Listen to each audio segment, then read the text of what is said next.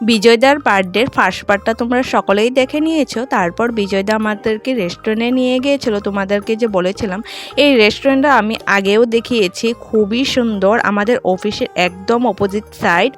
এই রেস্টুরেন্টের অ্যাম্বিয়েন্সটা কিন্তু খুবই সুন্দর, তোমরা আগের একটা বড় ব্লগে হয়তো দেখতে পারবে।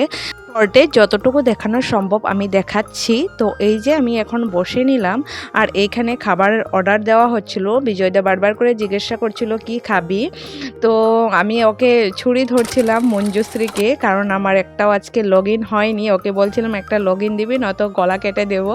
এখানে দেখো রেস্টুরেন্টের স্টাফগুলো খুব সুন্দর করে সার্ভ করে দিচ্ছিল, যেটা আমার খুবই ভালো লেগেছে।